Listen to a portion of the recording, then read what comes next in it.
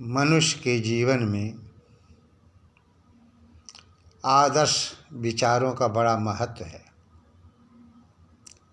आज मैं आदर्श समाज के 66 भाग के बारे में बताने का प्रयास करूँगा। आदर्श विचार मनुष्य के जीवन में क्यों आवश्यक है। जो मनुष्य यह सोचता है कि मैं आदर्श विचारों से सदा दूर रहूं और अपने वक्तव्य को अश्लीलता के रूप में व्यक्त करूं, तो यह उसके लिए मूर्खतापूर्ण है। आदर्श जीवन ही मनुष्य को ऊंचा उठाता है। समाज में उसकी प्रतिष्ठा होती है। यदि मनुष्य के विचार अच्छे नहीं हो, यदि मनुष्य के विचार आदर्श नहीं हो, तो मैं समझता हूँ समाज में उसकी पूजा नहीं हो सकती। संसार में जितने भी महापुरुष हुए हैं, सबने समाज के कल्याण के लिए, राष्ट्र के उत्थान के लिए, विश्व के निर्माण के लिए अच्छे विचार दिए हैं, आदर्श विचार दिए हैं। इसलिए मैं चर्चा कर रहा हूँ कि मनुष्य के जीवन में आदर्श विचारों का बड़ा महत्व है। आदर्श समाज के द्वारा ही विश्व का कल्याण संभव है। जब मनुष्य आदर्श बनेंगे तो समाज भी आदर्श होगा, देश भी आदर्श होगा, और विश्व का कहना ही क्या है, ये भी आदर्श होगा। इसलिए विश्व का अपना समाज अगर केवल एक ही समाज है, विश्व का अपना समाज केवल एक समाज है, आदर्श समाज। आदर्श समाज के विचारों से जब अवगत आप होंगे, जब आदर्श समाज के विचारों से जब अवगत आप होंगे, तो मैं समझता हूँ आपका जीवन वहीं से बनना शुरू हो जाएगा। ज़्यादा कहने की आवश्यकता नहीं है। इसलिए मैं अब यही चर्चा करूँगा कि मनुष्य का जीवन बड़ी मुश्किल से मिला है। शास्त्रों का कथन है, अनेक जन्मांतरों के शुभ संस्कारों के बाद ये मानव योनि मिलती है, मानव का जीवन मिलता है। इससे साबित होता है कि मनुष्य का जीवन बड़ी तप के बाद कहीं प्राप्त होता है, नहीं तो कीड़े मकोड़े में मनुष्य को भटकना पड़ता है। पशुओं में आपका जन्म होगा, कीड़े मकोड़े में आपका जन्म होगा, स्थावर वृक्षों में आपका जन्म होगा। लेकिन प्रश्न ये उठता है कि देखा किसने है। यहीं पर लोग रुक जाते हैं। कहाँ मरने के बाद किसने देखा है, यहीं पे लोग रुक जाते हैं। लेकिन मैं यही कहना चाहूँगा कि कर्मों का फल जरूर मिलता है। वो मेरे भाइयों, ये मत सोचना कि कर्मों का फल मनुष्य को नहीं मिलता है। जो मनुष्य जैसा कर्म करता है, परमात्मा उसे वैसा ही फल देता है।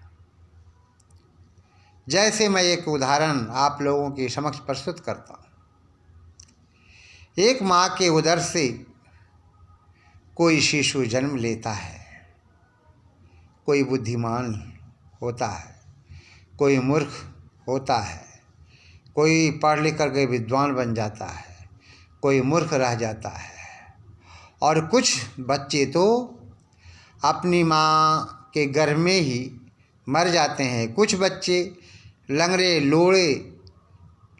लोले पैदा होकर बाहर आते हैं। अब यही हम आपसे पूछना चाहेंगे कि वो लूले लंगड़े बच्चे जो पैदा हो रहे हैं और कुछ बच्चे माँ के गर्भ में ही मर गए हैं, बताओ इनका क्या दोष था? जो मरे हुए पैदा हुए, कुछ लूले लंगड़े पैदा हुए। एक ही माँ की उदर से अनेक बच्चे पैदा होते हैं। कोई मूर्ख रह जाता है, कोई विद्वान बन जाता है, कोई धनवान बन जाता है। तो मैं उस ओर नहीं ले जाना चाहता हूँ आपका ध्यान। मैं केवल इस ओर ध्यान आपका आकर्षित करना चाहता हूँ कि जो बच्चे लूले लंगड़े पैदा हो रहे हैं, उसने क्या गलत किया है?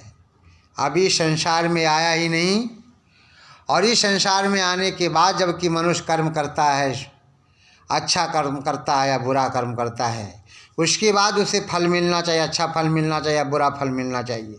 जो भी मिलता, हम भी जानते हैं कि दुष्कर्मों का परिणाम हमेशा गलत होता है।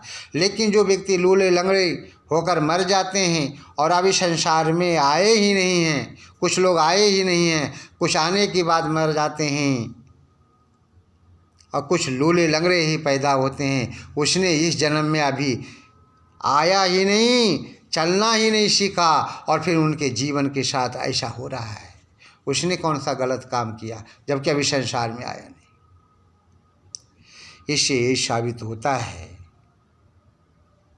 कि पहले जन्म में उसने अच्छा कर्म नहीं किया होगा, शुभ कर्म नहीं किया होगा, इसलिए ऐसा उसे फल मिल रहा है। कुछ लोगों को आपने देखा होगा, अपराध करते हैं, बलात्कार करते हैं, शेरों की तरह जीते हैं,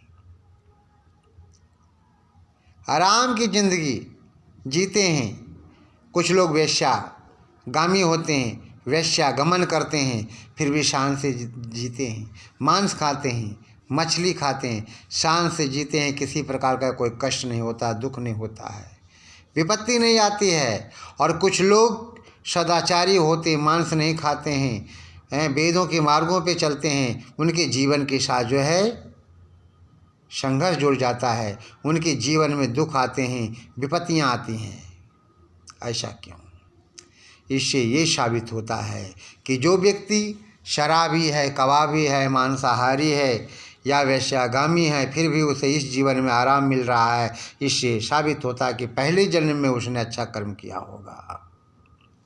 और जो व्यक्ति इस जन्म में सदाचारी बन करके जो है कष्ट भोग रहा है, मांस नहीं खा रहा है, मछली नहीं खा रहा है ना, सारे संसार की माँ बहनों को अपनी माँ बहन समझ रहे हैं, फिर भी उसे कष्ट मिल रहा है, इससे ये साबित होता है कि उसने पहले जन्म में अच्छा कर्म नहीं किया होगा।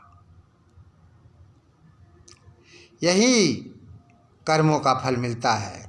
इसलिए मैं आप लोगों से ही कहना चाहूँगा कि इस जन्म में परमपिता परमात्मा ने जो है आपको मानव योनि दिया है, मानव का शरीर दिया है। इससे जहाँ तक हो सके अच्छे से अच्छे काम करने का प्रयास करेंगे और गरीबों को कभी नहीं सताएंगे, अनाथों को कभी परेशान नहीं करेंगे, बुरा काम नहीं करेंगे, अच्छा काम करेंगे और समाज और राष्ट्र और विश्व के कल्याण के लिए आप अपने आप को समर्पित कर देंगे। जब ऐसा करेंगे तो मैं समझता हूँ निश्चित है कि आदर्श समाज का जो सपना है वो साकार हो सकेगा। आदर्श विचारों के द्वारा ही मनुष्य का जीवन आदर्श जीवन बन पाता है। जब तक आपके आदर्श विचार अच्छे नहीं होंगे तब तक ये समाज अच्छा नहीं बन सकता है। इसलिए हम लोग आप लोगों से यही कहना चाहेंगे कि आप अपने विचारों को आदर्शमय विचार बनाएं, अपने विचारों को अच्छे विचार के रूप में परिणत करें। और जब मैं समझता हूँ कि जब आप अच्छे विचार वाले हो जाएंगे, आदर्श विचार वाले हो जाएंगे, तो निश्चित है कि समाज अच्छा बन सकेगा। आदर्श समाज का जो सपना है वो साकार हो सकेगा। और इसके संस्थापक जो हैं डॉक्टर रविंद्र कुमार शास्त्री सोम, जिन्होंने इसको स्थापना किया है, तो मैं समझता हूँ कि इनका भी सपना साकार होगा। और अंत में ही कहेंगे कि आप लोग निश्चित है आदर्श समाज से जुड़ने का प्रयास करेंगे जहाँ तक संभव हो। और अंत में आप सभी को नमस्ते जी, नमस्ते जी, नमस्ते जी। ओम।